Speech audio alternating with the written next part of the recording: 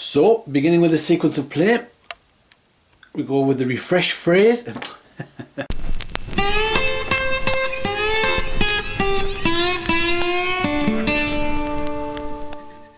Hi guys, Andy here again from Mad Lad Designs, continuing the playthrough of Dungeon Command, Curse of the Undeath versus the Sting of Lolth.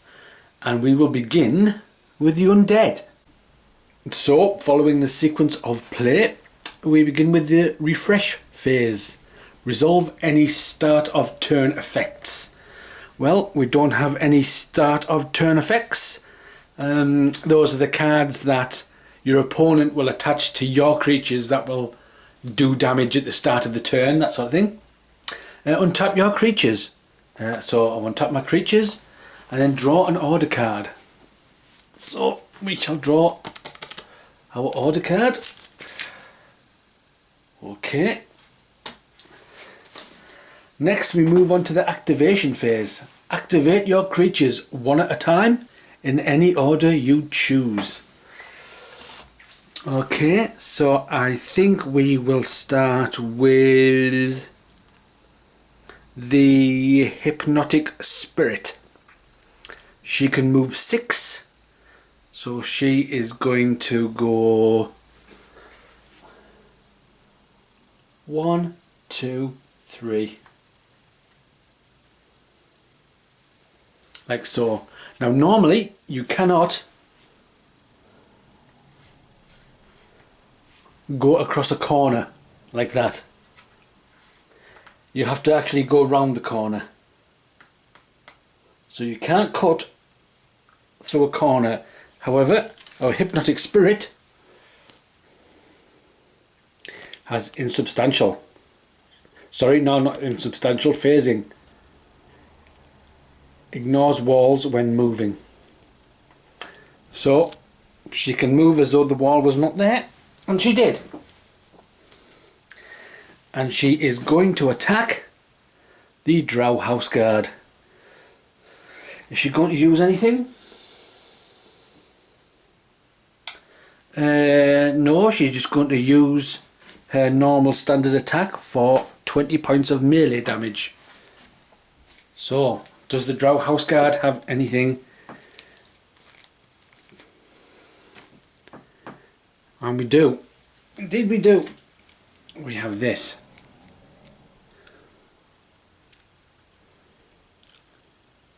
Repose. We need 2 dexterity, and the Drow House Guard does indeed have 2 dexterity, so we are going to use this to prevent the damage, and then we're going to retaliate by making a melee attack back that deals 10 damage. So the Hypnotic Spirit has attacked the Drow.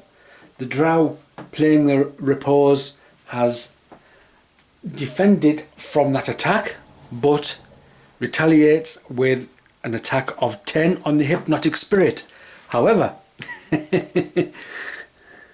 now we have insubstantial.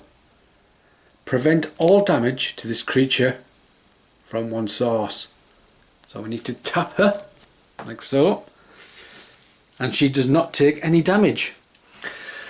So a battle ensued there, but no damage was given. I think that's the end of the Hypnotic Spirit's turn. So we shall move on with... Who shall we move on with? We shall move with the Gravehound. And let me just readjust this camera a bit. So the Gravehound, who can move 8 spaces, is going to move 1, 2, 3, 4, 5, 6, 7, 8. Right the way down there. And they are not going to do anything, so that is the end of the... Oh, no! Let me just double check something. No, yes, that is definitely the end of the Gravehound's turn. Next we have the Lich Necromancer, and he is going to take a step back,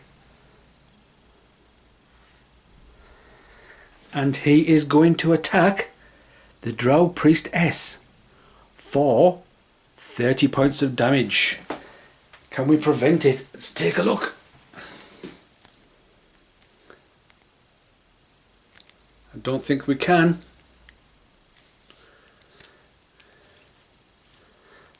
That's all we have for our order cards. So we cannot prevent that 30 points of damage. So that extra 30 points on top of that 50 is going to do more than enough to kill the Drow Priestess. Oh dear. The Drow Priestess was level 3, so we're going to have to lose 3 morale. 1, 2, 3. Oh dear. Deary, deary me. So the Drow Priestess removed from the board. And let's take a look. The Lich Necromancer is not finished. He is going to use Unending Horde, which is a minor. Level 3 Charisma. The Lich Necromancer has level 5. So each other creature apart from the Lich Necromancer is going to be able to move 3 squares, ignoring the enemy, so they can go past the enemy. So all the other creatures apart from the Lich Necromancer can move 3. So we are going to go 1, 2, 3, and we are going to go 1, 2, 3. Then we shall go 1, 2, 3. So that is the Lich Necromancer's turn over with. Next we have the zombie, who can move 4. And they are going to move 1, 2, 3. And stay there, I think. So that, if I'm not mistaken, is the end of the activation phase. We can now move on to the deploy phase. So we move our leadership 1. So she's now gone from 13 to 14. And we have 5, 6, 7, 8, 9, 10, 11 points worth of leadership on the board. So Morgana has enough leadership to bring out another creature, and it's going to be another skeletal warrior, or a warrior skeleton. Okay, so we can deploy another warrior skeleton. We've seen the warrior skeleton before. And we are going to use the Necromancer's ability. When deploying any undead creatures, you can place it in any unoccupied square adjacent to this creature. So we are going to place it there. So then we have increased our leadership and placed new creatures on the battlefield. And then finally we have the cleanup phase. Resolve end of turn effects. We don't have any end of turn effects. Draw back up to your creature hand. Okay, so we need to draw one more creature, which we will do. Here we go. Okay. Next we untap our creatures, which I will untap. So there we have the end of Morgana's turn, the undead.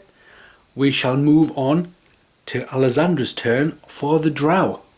So Alessandra does not have any end of turn effects on her creatures, so we will draw a command card, which is Parry.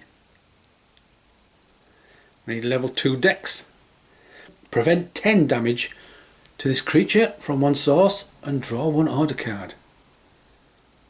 Okay, so I'll keep that.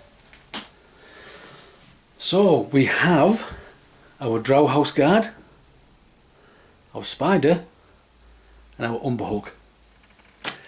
So our Drow house guard is going to stay where he is and turn over for 3 treasure. 1, 2, 3. And for his standard action, he's just going to take a treasure.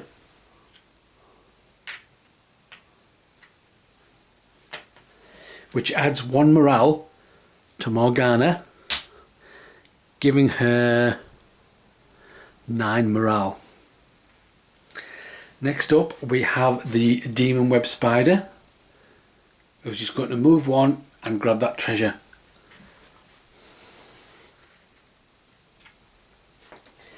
Giving Morgana, I apologise, I keep saying Morgana, it's Alessandra of course.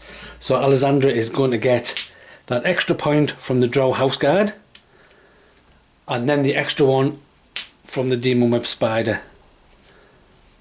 So Alessandra has now 9 morale and Morgana has 8. So all that's left is the Umberhulk, and he, or she, whatever it is, is going to go 1, 2, 3, 4.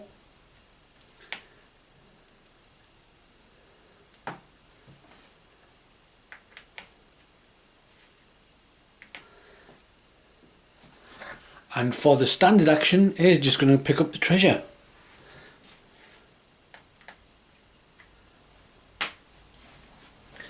Which means Alessandra gets another morale point. So now we move on to the deploy phase, where Alessandra gets 1 more leadership, taking her leadership up to 14, and she has 5, 6, 7, 8. 8 worth on the board. So what can we put down? I think we can put 7 down, can't we?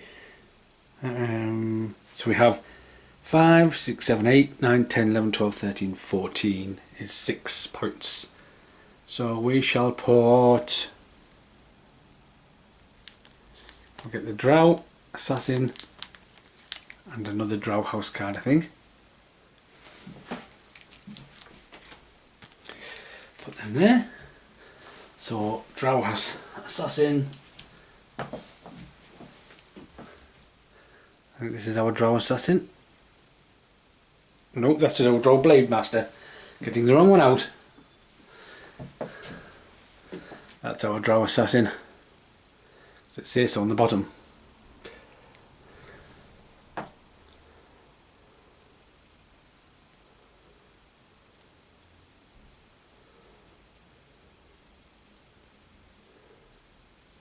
So there we are. We shall place those down.